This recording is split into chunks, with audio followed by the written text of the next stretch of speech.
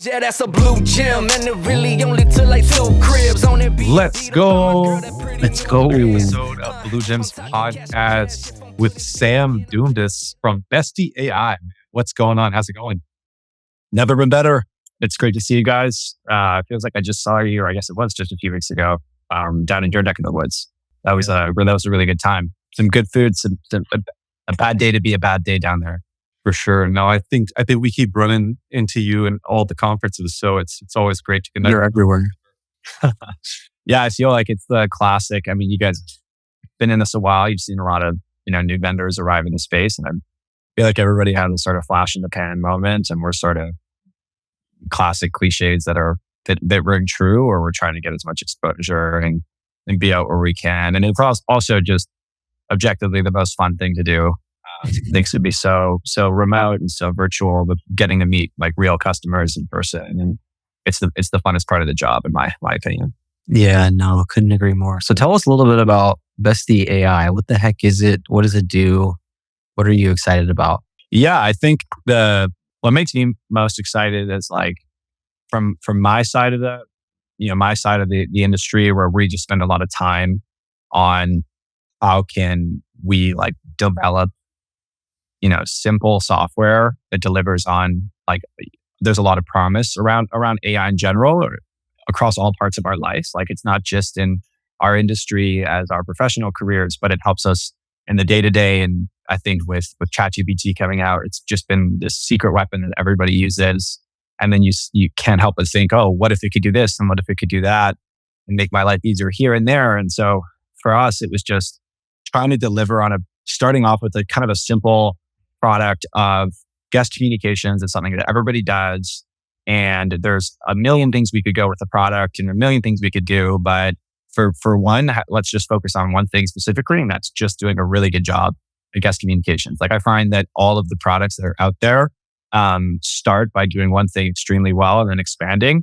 And then it's easy to get distracted to think of a lot of other things we could do. And you guys have seen us iterate and build all sorts of functionality from when we started. We've been working together almost 9 months. I just checked in our database, and it's obviously coming up on a year.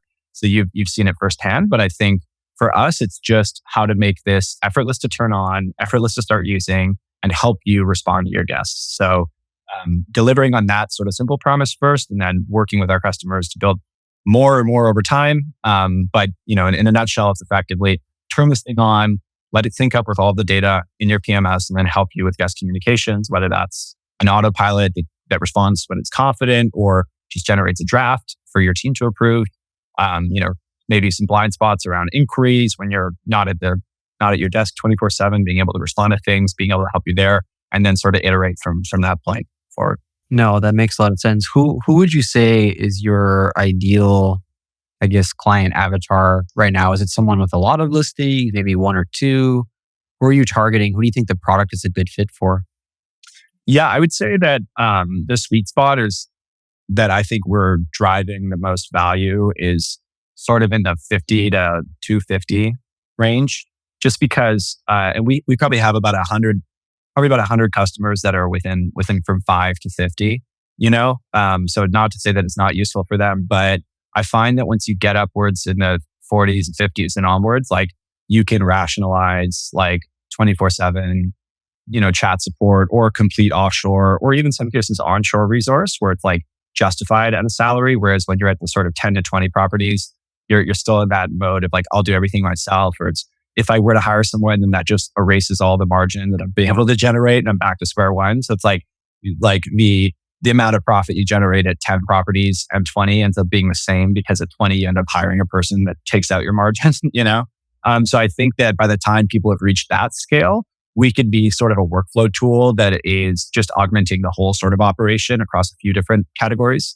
And so I think that's where we're making the biggest impact as far as like ROI. But so that's where we're trying to spend most of our time is operators at that scale. And would you say that the goal is to replace maybe an offshore team or complement them? Like, where do you see the balance between the human element and the AI?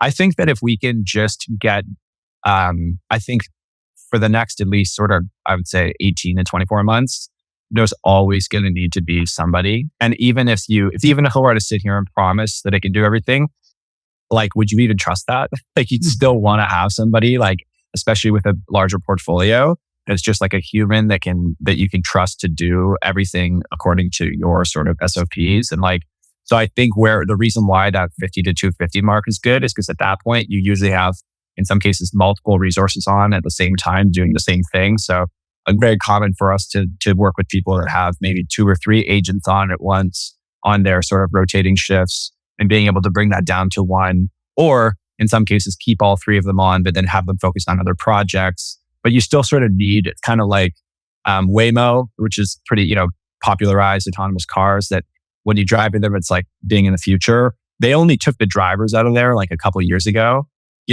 Up until that point, they still had the driver in the seat, even though he wasn't touching the wheel. They had to have him there.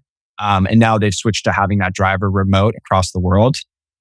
So I think that's kind of where we're at now, is that like it's autopilot, but there's still somebody that needs to be able to grab the wheel.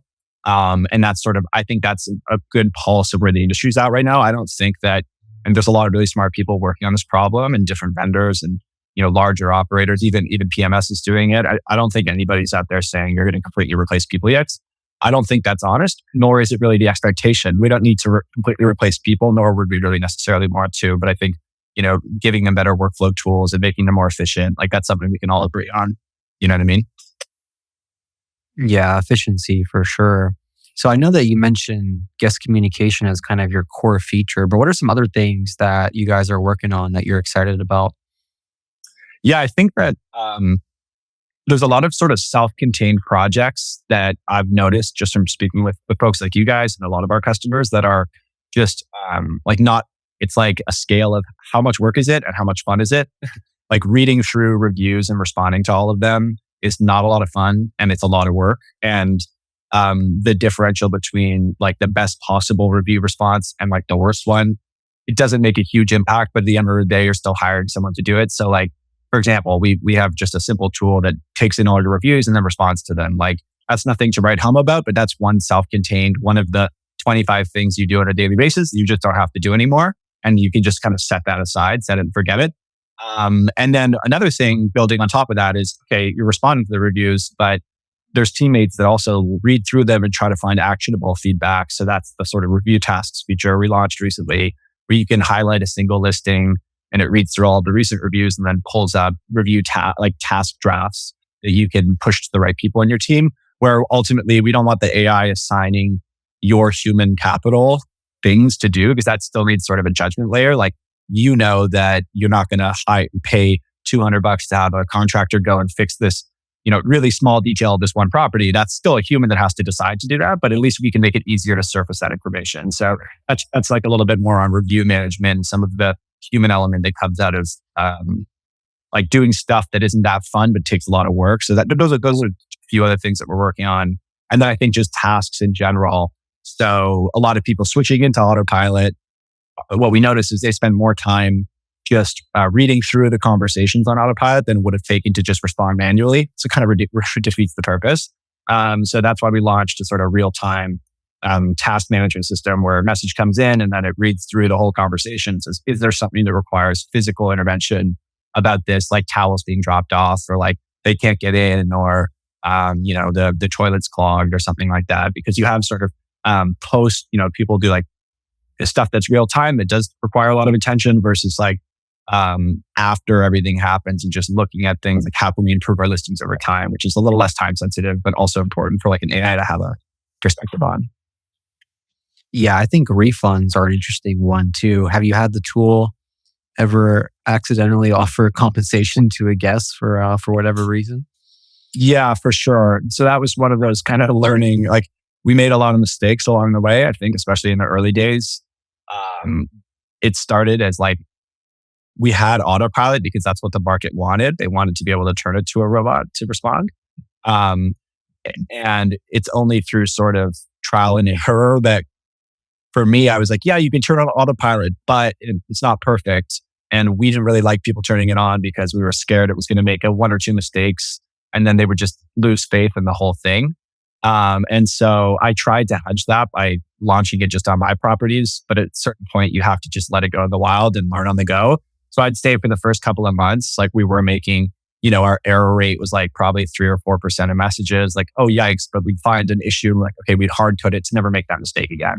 If you do that over a couple months across thousands of conversations, you pretty much found it all. Where at this point we have like our largest customer has 1,500 properties that's running 24/7 autopilot. They've been doing that for 3 months and they haven't turned it off. So I think that just completely like transparent. Like, yeah, it was not always perfect. It is still probably not perfect, but I think our error rate is less than probably 0.1% as far as like what we consider a hallucination or making a promise, a refund, offering an early check-in, getting gamified. Like the person says like, oh, but you promise you give us a refund, and then make sure the AI doesn't say, oh yeah, you're right. I did promise that. Here you go. And then you're like, now you have to backtrack and say, sorry, that was somebody from our team. Or do you tell them that was like, they were talking to an AI, like, how do you explain that to the guest? You're just going to end up giving them what they asked for, but then you pissed at us, which is like understandable. You know what I mean? Yeah. No, for sure. How did you get into this industry? What were you doing before Besty? Yeah, so it was just about a year ago where I had been running my own portfolio. So I started with one, like most people, started with one condo, a 2-bedroom apartment in Canada, and put that on Airbnb. And we were really just blown away by the returns. And it was actually like a fun way to connect with my like family. So me and my brothers ran it while we were all sort of living in different cities. And then that went well enough for like 6 months that we bought a 1-bedroom apartment in the same building. And then by that point, it was pretty like automatic. You have your cleaner, you hook up to a PMS, you have a cleaner that sort of just gets the notification and shows up. It like wasn't a lot of work. And so we started looking around and said, we already have this little satellite operation. Can we go manage properties for other people and do all the stuff that we did for ourselves for other people and be super competitive? Like we'll take 10%, 15%, like whatever, just to start. And so that's how I found our first sort of client to manage her properties. So we started with one, and then that moved to 3 or 4. And then it's just one of those funny stories where, and I may have told you guys this before, but she also said, hey, do you guys want to do this for our properties in Germany? It just so happens they had a bunch of buildings in Germany, in Hamburg. And so we just said, for sure, why not? And then that's how it sort of snowballed into that, like within a couple months, managing like 35 properties across two different countries. And that was always sort of this side project. It was just like, we were working on a different startup, me and my co-founder. And this was sort of like a hedge on like, if once we run out of money for this other startup we were doing, like at least like, I'm not an engineer. I'm not just going to be able to work at some like high paying tech job. Like effectively, like I'm kind of just a sales guy, and I really wanted, anyway, so it was like nice. And an entrepreneurial person, it's nice to have not like a full on backup plan, but something that you could just jump into and take the reins on and pay the bills, basically, because I don't want to go work for another company. Like I'd love to be an entrepreneur my whole life. So that little side thing, when we were, my co-founder and I last summer, this other startup we were working on was just not going anywhere. We just had like a pretty honest conversation and said, like, what are we doing here? We're sort of phoning it in. What else could we work on that's like meaningful? Because our other startup just never had any real traction. Like people talk a lot about like product market fit and building something people love and just really feeling like you're in it, versus like based off the reality of the interest rates in times where interest rates go to zero, like in ZERP era, that funneled into the venture market, where if you were two ambitious guys or guys and girls working in tech, you could just have a pitch deck and a story and be able to raise a couple $1 million. Like that's what we did. We had no product, we had no customers, and we were able to raise some money, and we're just basically living off that. So long story long, I mean, we basically said, let's just throw all that out. Let's keep the same cap table, same investors, and let's start from scratch on this whole AI thing for short-term rentals. Because that's something that I actually do have some experience in. And then it just sort of we just took it day by day and then compound that over just about a year. And we've definitely come a long ways. And I think that was sort of the cherry on the cake, was the cherry on the, whatever the expression is. It was Cherry on top. Cherry on top was that we were able to close a venture round in July of this year, just after sort of grinding it out, him and I, for a while. Now we finally are in a position to really kind of, I think, lean in and execute across the whole market and develop a much stronger product than what we could have done just him and I by ourselves, For sure. Now, I don't know how much you can share, what's confidential or not, but talk to us a little bit what it's like to go and raise money. What was the process like? And kind of how did you sell, I guess, your vision to a bunch of investors just starting out? Yeah, no, for sure. I'm an open book, and there's nothing. I don't think there's much I'm not allowed to talk about. So whatever interests you, we can just kind of go in that direction. But I kind of came from a traditional hospitality background, working in restaurants from when I was a kid, and I always thought like, and even in college, I went to business school, but it wasn't like anything special. Like a lot of the people that went there went on to be sort of like an accountant or work in finance or in banking, and I always assumed you'd have to have this rigorous sort of diligence, like financial projections, models, like very sober, sort of number oriented. The same way, like it's like hard to get a loan or a mortgage. Like I would think it's very sort of empirical based, like empirical focused, like evidence focused. But it turns out like when it comes to like venture and all these big outcomes you hear about, these huge startups that started in people's garages, it's actually kind of the opposite. Like it's just, these investors, this asset class is much different than like traditional, public market investing. If you actually just think of any endowment or fund or any sort of asset manager, 95% of their portfolio is all in either treasury, long-term assets, fixed income, and then, stocks, and it's a super balanced portfolio. But then like a couple percentage points, or in some cases, maybe even 1% is in the sort of higher risk asset class like startups. And when interest rates go down, the appetite for that little percentage goes up because the cost of borrowing money is lower. So they just say over 10 years, if it only costs me a couple basis points to borrow money, I'm going to put some of that into some of these higher tier bets. And so what we found is, what everybody says in this industry, like when interest rates go down, it fuels so much more money into the startups, seeing people like betting on these moonshots, because the cost of debt is just so much lower. So we were beneficiaries of that the first time around. Much different raising money. And if you look at, peak hysteria, like startup investments, and it was like November 21 is when we raised that first money for this other startup. And then fast track all the way to like, June 2024, it's a completely different environment. So for us, that meant we took about 120 calls with funds over the course of like 2.5 months. And yeah, so that's pretty much, it's all Zoom. Like a lot of the investors, like you'd think you'd have to go in person and stuff, but it's just all done on Zoom. You do the classic pitch, 5 or 6 minutes. They ask you a bunch of questions. They grill you about the market size. I think with the short-term rental space, it was the biggest knock was like just the TAM, right? It's like, how big is this market really? And how does this become a multi-billion-dollar business? Like you'd actually have to believe that to invest in an early stage startup. Otherwise, the risk-adjusted returns are just not worth it. Like they're not investing in this to become like to get like a 2 or 3x on their investment. Like that doesn't make any sense based off the risk they're taking. So it's a lot easier for some people when you're like, everything's gangbusters, or your whole team spent 10 years working at Google or something, or you'd sold a previous startup before. For us, it really wasn't like that. We had to just get cold, hard evidence on building something people liked. There was a lot of interviews of our biggest customers, a lot of diligence on our revenue, our expansion, our churn. And ultimately, we were like running out of money. So we would have taken anything we could have gotten, honestly. But then you also have to posture for strength. Because who wants to invest in a company that's like, if it's not for that investor, they're out of business, right? So it's this is crazy sort of like mental chess you play with these people. But then ultimately we ended up with an okay outcome, at least to get started. And then what are the investors asking for? Is it like quarterly reviews? Are they involved in the decision making? Like in general, what does the cadence look like for communication?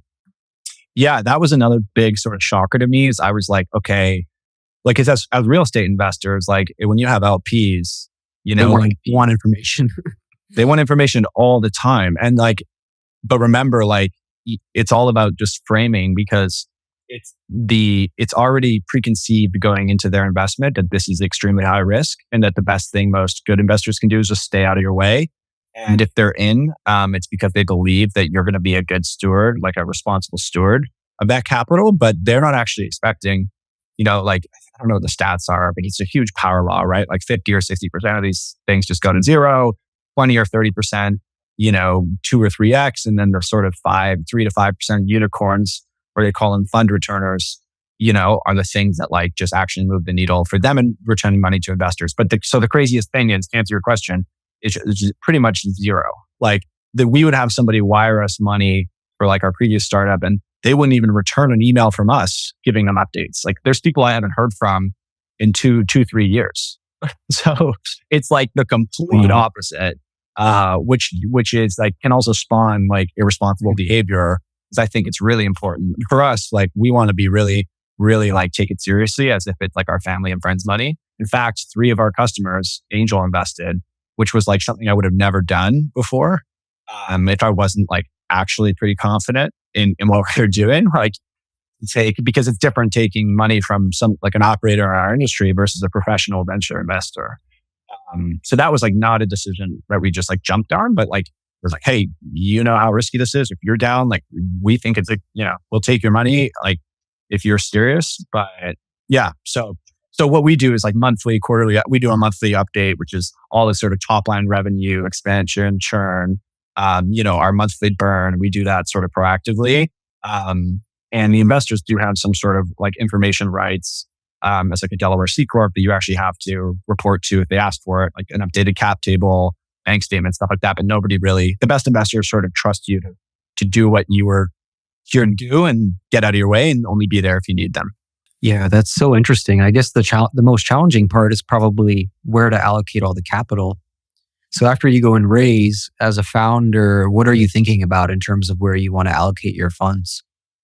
Yeah, so the bulk majority of it is, I think in this industry specifically, is that there's this huge caveat for like the professional owner or manager that like these PMS integrations are so critical, right? Because you can meet all these amazing people and I could have this product that's like valuable to the masses.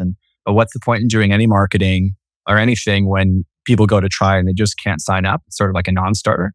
So, but at the same time, this industry is evolving so quickly and there's so many competitors. You can't just be blind to, we're just going to go turn the distribution button on and forget about our roadmap, because that customer A doesn't care if Besty goes and integrates with a bunch of PMS and to get a bunch more customers. That serves us. That doesn't really serve blue gems, so it's basically like you have to be mindful of that, and people will vote with their dollars, and just if they think you're stagnant or you're not making improvements or you're not like treating them, it's so easy to jump from one thing to another, like just by definition of the way that this industry is sort of set up. So right now, the bulk majority of the capital is going towards engineers, and then software engineers, sort of a 50-50 split between what I've said around distribution. So work with all these great new partners that we want to integrate with.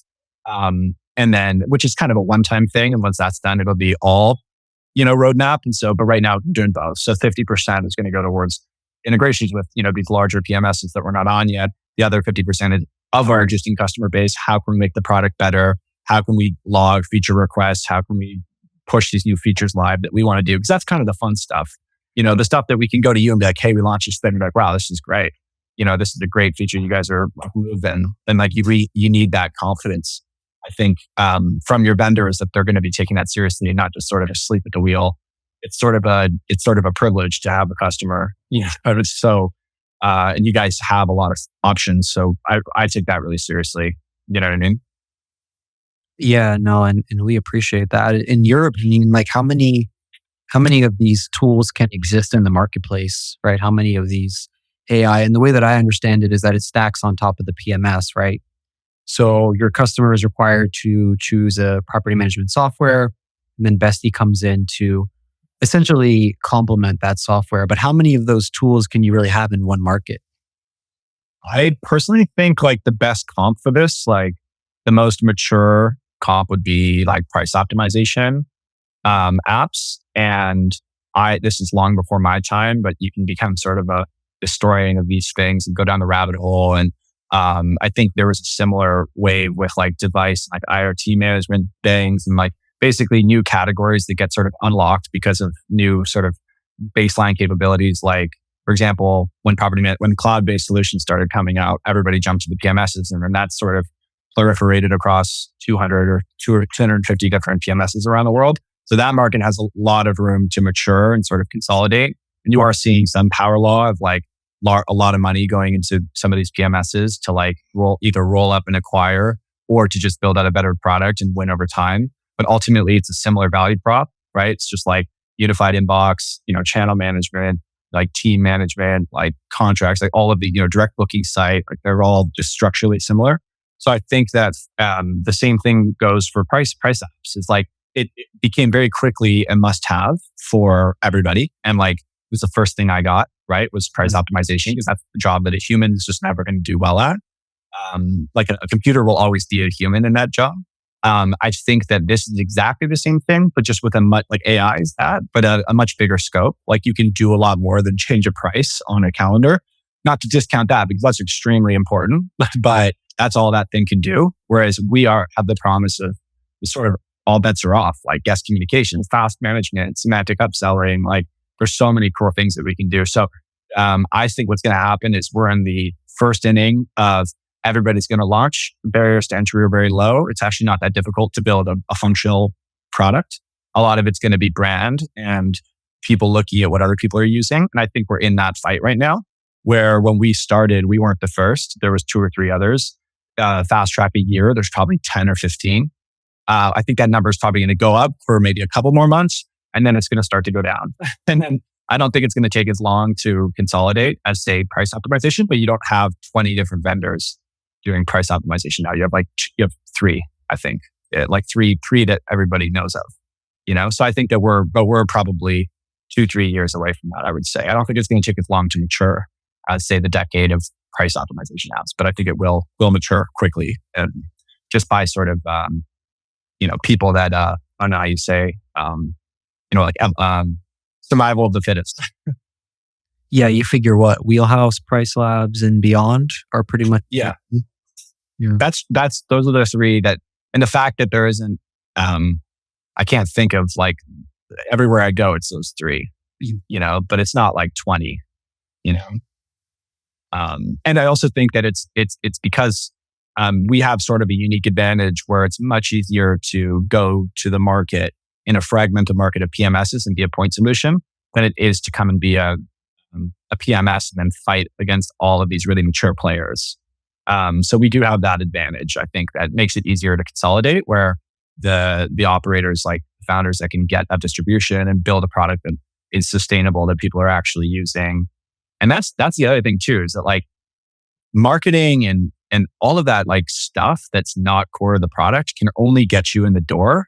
You know what I mean? Like, but at the end of the day, like all of our customers are like entrepreneurial, sort of sober-minded people that have been thrown 50 different pitches for 50 different apps. And like, if it's not delivering, it's you could win them once and then lose them. And so I think that like it's, for us, like the more players, the better, because it's definitely like educating the market on the fact that this is a cool new category. But ultimately, like, for example, we felt like we've been playing catch up the last year or so. It's only in the last sort of 2 months that I feel like we actually play a bit more offense, not just be sort of catching up to where the market was. And then I think it's going to be really interesting next sort of year or 2. And that's why we joke. But yeah, like being at the conferences, it's really important. Like getting ourselves out there to talk about what we're doing and that we want to be around here for a long time.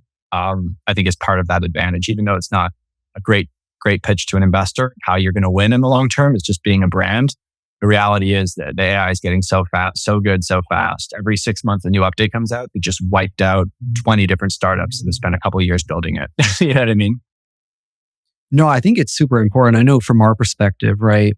Like having Besty put your brand as a stamp of approval to say, hey, this is a good product, like putting them in the marketplace. That was huge for us.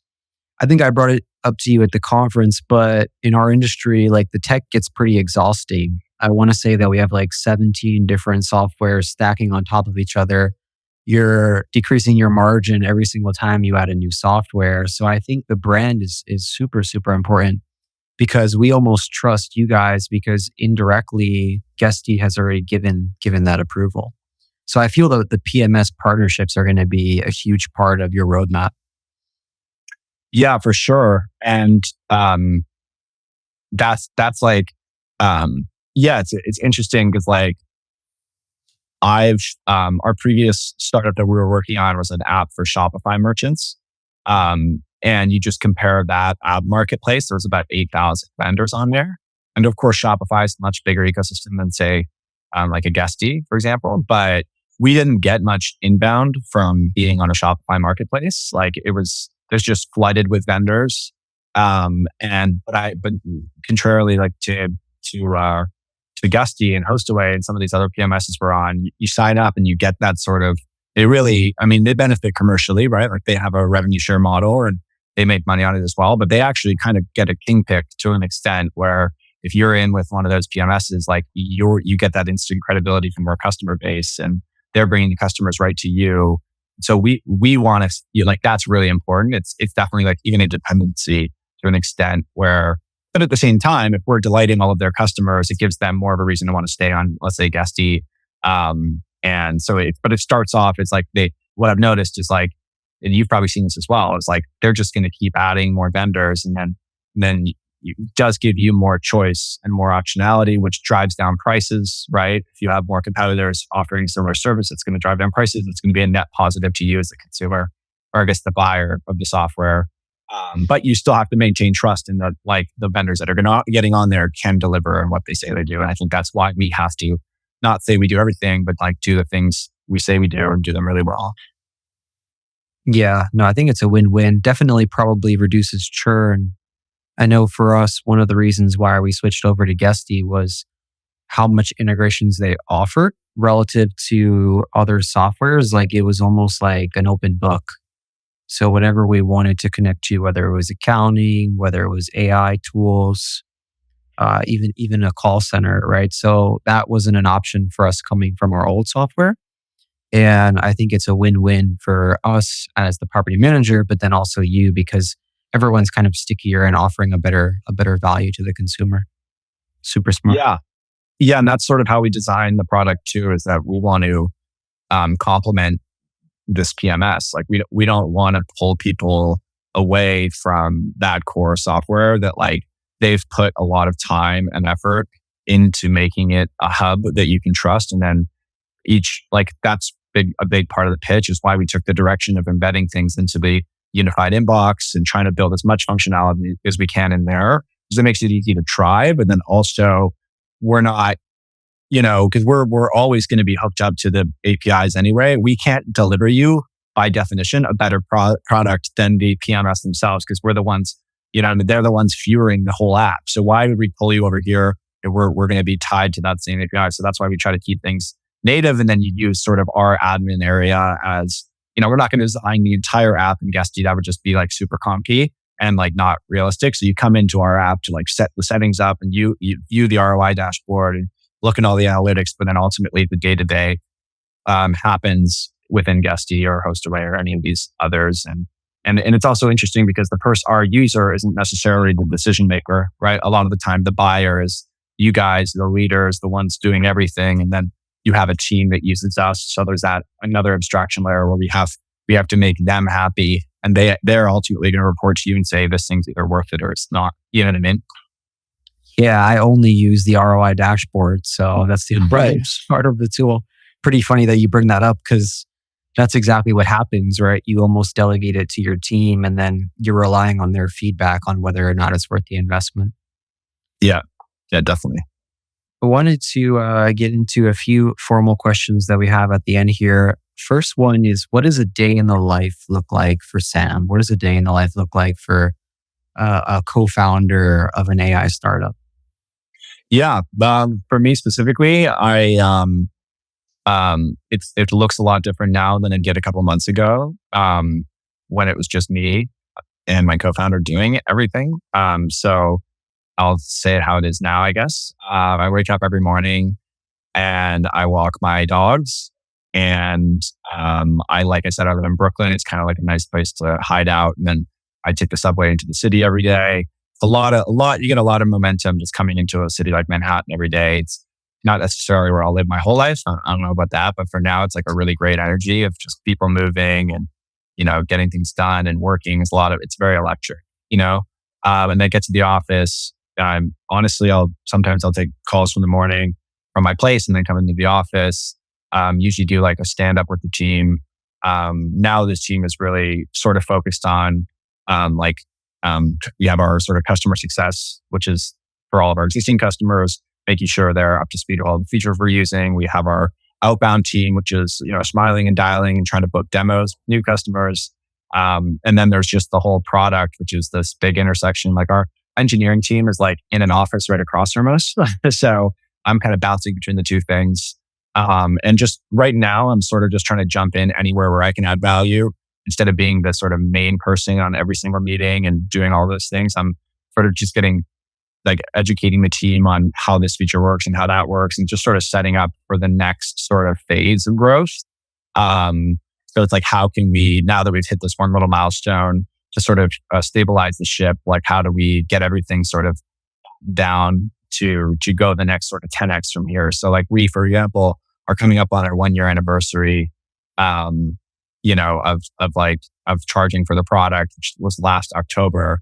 And our first month, we were doing like 2,000 a month in revenue. And that was like, oh man, can't wait till we get to 6,000 or 7,000 or 10,000 a month in revenue. And I think we're on track to hit a sort of a magic number in the software space, which is like $1 million in like annual revenue. And so we're all sort of unified as a team to get there in October. Getting from 0 to $1 million in revenue in 12 months is sort of the goal. So a lot of what I do now these days is just like, how can we push to get there? And then it's funny because you're going to reach that. And then the next big milestone is how do you get to 10 million in revenue?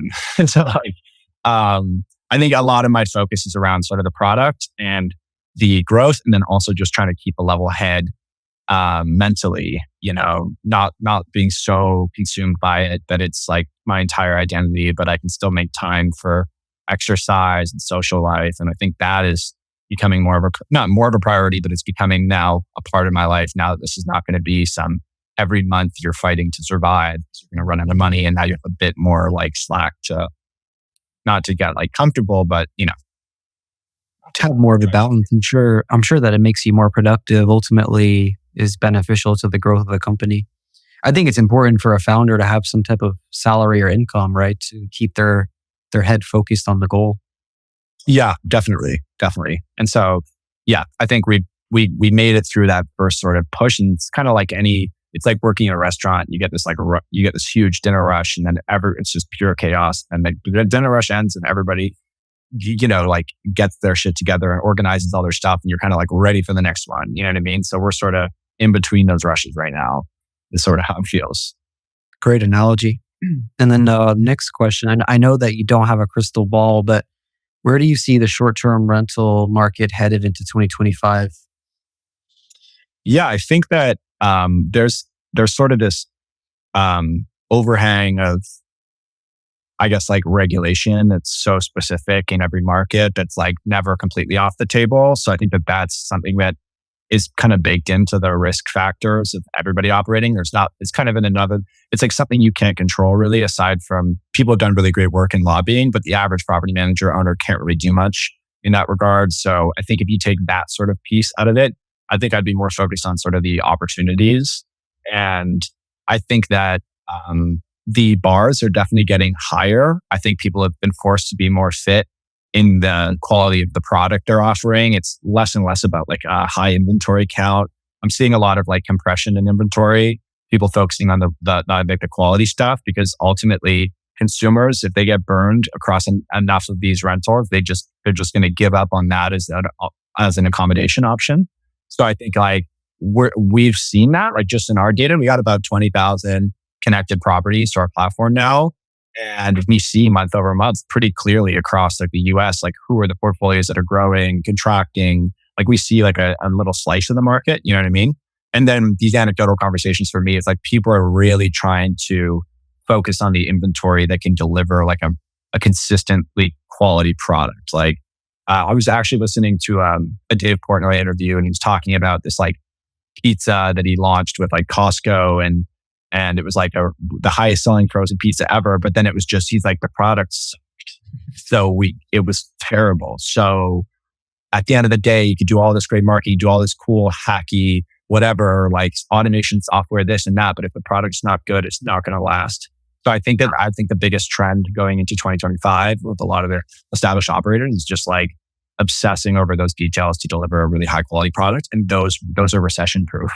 In my view, because people are always going to travel. We're made it this far, survived through some of the craziest headwinds that we're probably going to see in our entire generation. And you're still there. You're still around. So if you're still here today, it's not going to be any harder than it was in 2020, 2021. No way. But I think that there's just the market's going to continue to demand higher quality products, higher quality service. And then, but the benefit of that is that we're also in this sort of course, I have to talk about like the kind of revolution we're in with AI and being able to sort of have your back on a lot of those things that where the standards are higher, the software is going to get smarter and it's going to help you. So I think net, as long as you're, like competent and detail oriented and ambitious, there's still plenty of opportunity. I think there's never been a better time to be in this industry just based off how fast it's getting better and easier to do. And ultimately, I think I'm really bullish on the space. I think it's only going to expand. Like I when we were doing our investment round, I had to do a ton of research on like where's this market going, like how does it compare? People basically compare it to regular accommodation revenue. So about $1.2 trillion in 2023 spent on in hotels by guests, and then $260 billion spent in short-term rentals or alternative accommodation.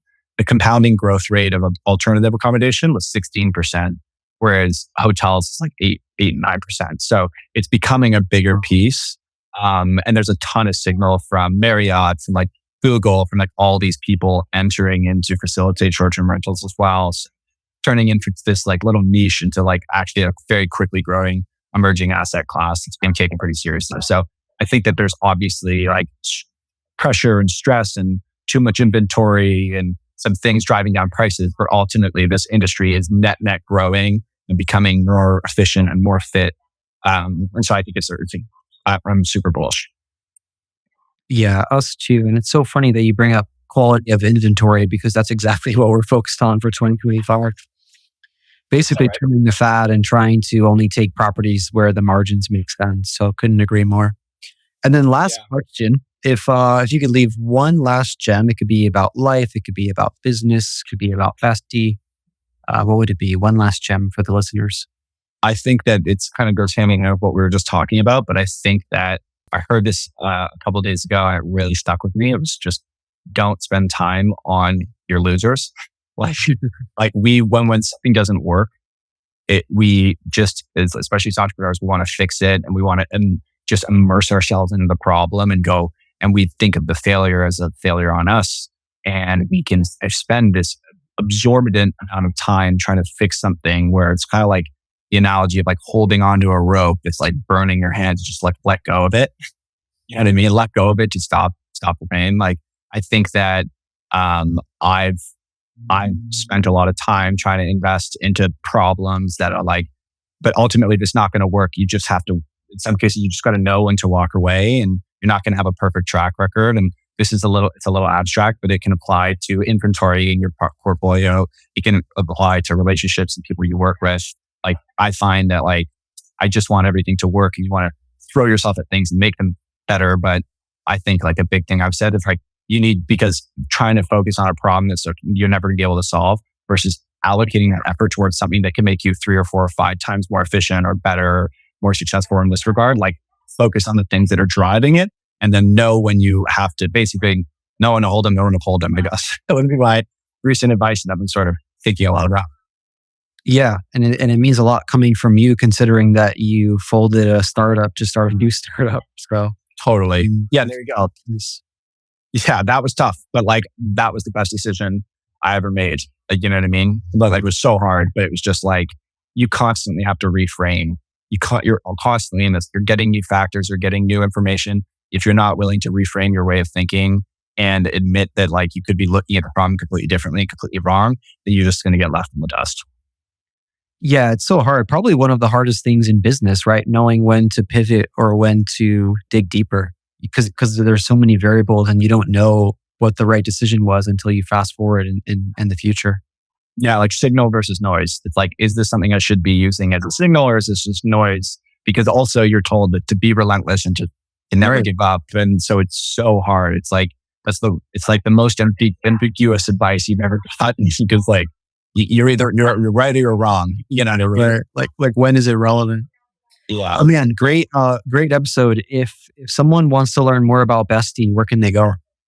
Yeah. So I just our website, getbesty.ai, GETBESTY.ai.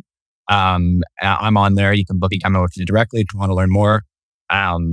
We'll be at Verma in a couple of weeks. In Phoenix, we'll be at actually Portugal next week for the Vacation Rental World Summit, which is cool. You know, all these children rental conferences and all these terrible locations, you know. such a Portugal sounds miserable. Oh man, what it's like, yeah, talk about explaining being financially responsible to your investors. Like, oh yeah, tell me about how you had to go to Portugal for work. You know, Right. So we'll be all over those. We'll be at Dar in December. We're doing the Gesty Roadshow in California in November. So we'll be around. Always down to chat. You're everywhere. Well, brother, thank you so much. Appreciate the Take care, time. guys. Appreciate you guys. Take care. Appreciate you. Yeah, that's a blue gem, and it really only took like 2 cribs on it being beat up by my girl, that pretty new Benz. I'm talking cash on cash.